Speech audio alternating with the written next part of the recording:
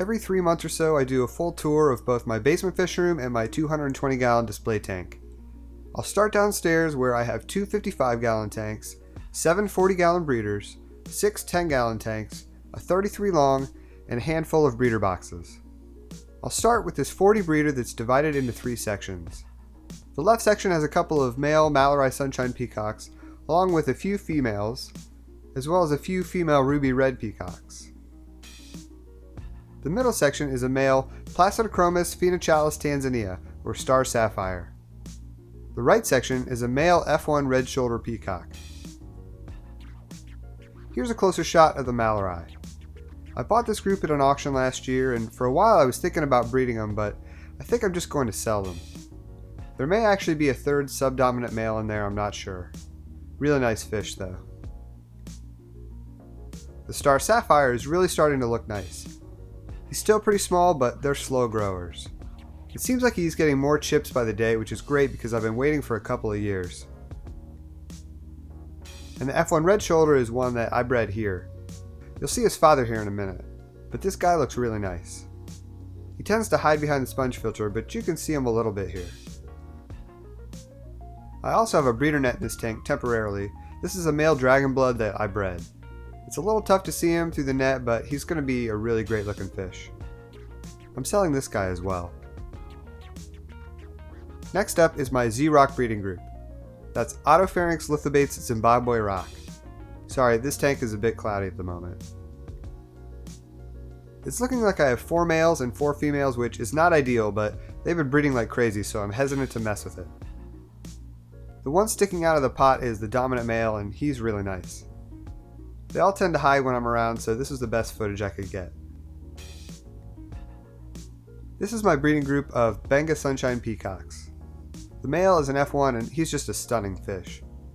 Unfortunately, he's been beating up his females and I've lost a couple. I'm down to 3 now. I may have to stop breeding them at least for a while. Here's a close-up of him. However good he looks here, he looks twice as good in person.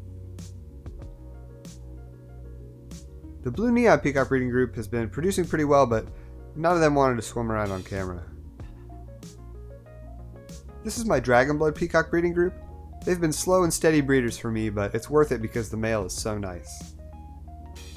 He's not super cooperative, but I did get at least a little footage of him.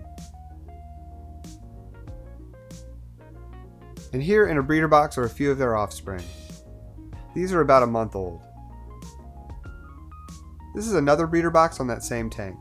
These are Giselle fry. That's Placidochromis phenochalis Giselle.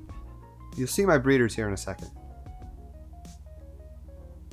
And this third breeder box has a small group of Blue Neon fry. Above that tank is another 40 breeder with just one fish, my wild-caught red shoulder peacock. It's probably a waste to have him in here by himself, but he's so nice that I hesitate to put him anywhere else. But I use this tank as a holding tank for my egg tumblers, so it kind of works out. He just struts around this tank all day. I don't know any other way to describe it, he just struts.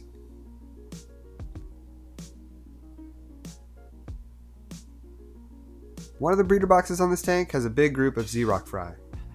Like I said, they've been breeding like crazy.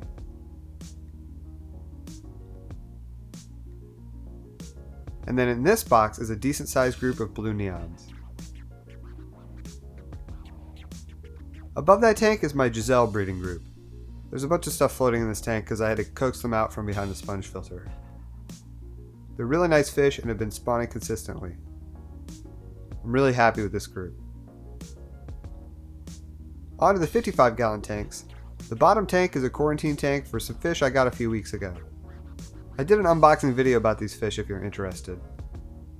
There's a Lawanda Peacock, a Milo Anaphermis, a Red Empress, and an Otopharynx Tetrastigma.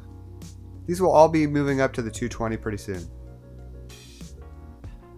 Above that tank is another 55 that's just a grow out. There are a few fish in here that are showing some potential. A couple of Blue Neons, a Blue Regal, a Z-Rock, a Dragon Blood.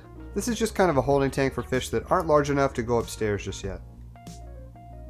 Above that is a 33 long. This is a tank that I bought used, so it's kind of scratched up, but it fit perfectly in the space. This is another grow out tank, but for fish that are too small for the 55 gallon. There are a couple fish in there that are starting to look good. One little azurus that's really nice, and some venusis that are getting some size. The 10 gallon tanks can be tough to see into because they're set up long ways, but I did have a couple of groups of fish that I'd like to highlight. The first is my group of Z-Rock fry. I really like these guys. And then this is a group of dragon bloods. There are a bunch of these that I can identify as males already at 1 inch, which is crazy.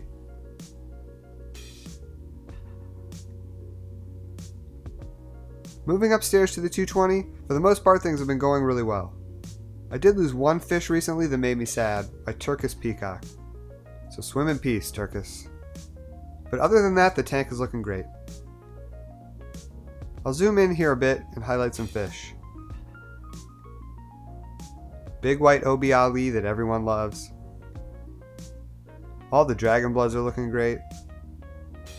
Big ol' redfin borlei. My dominant azurus made an appearance. That blue fish is an Otopharynx auromarginatus, which I love. OB peacocks. Giselle. Insignis. Midnight Melodo. Anyway, I hope you enjoyed the tour. Thanks for watching as always, and until next time, have a good one.